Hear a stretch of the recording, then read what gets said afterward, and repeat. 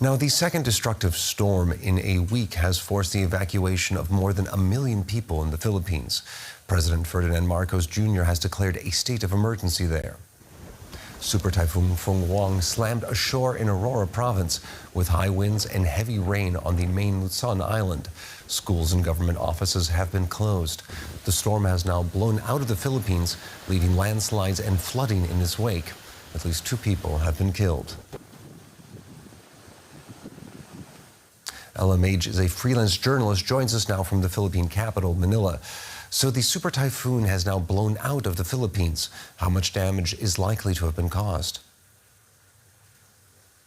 Super Typhoon Fung-wong, or locally known here as Uwan, is now at the northwest part of the Philippines and should exit the country in the next 12 to 24 hours, heading to Taiwan, which left 2 people dead.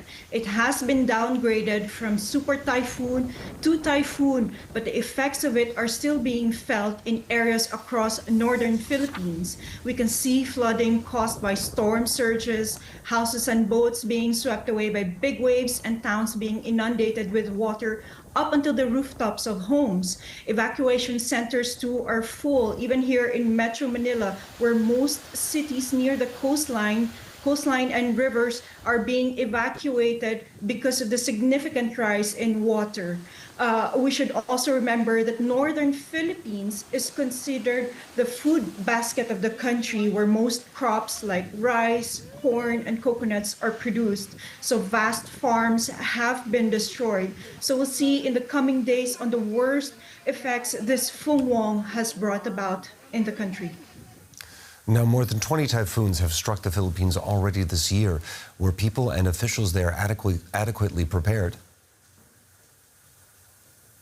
Well, there is a good amount of preparation in evacuating communities to safety, also because we were at the tail end of Typhoon Kalmegi, which left the country with hundreds dead. So there was a sense of fear since Fung-wong has also been touted as the strongest typhoon the country has this year so far, and has been compared to 2013's deadly Typhoon Haiyan. Although it has not hit Metro Manila directly, thousands have been forced to evacuate, and some areas who have been hit by Typhoon Kalmegi have themselves also voluntarily evacuated and out of harm's way. But now the main question is how to recover from such disaster. You know, do they clean up their homes, go back to work when the whole country is reeling in from volcanic eruptions, earthquakes, and super typhoons?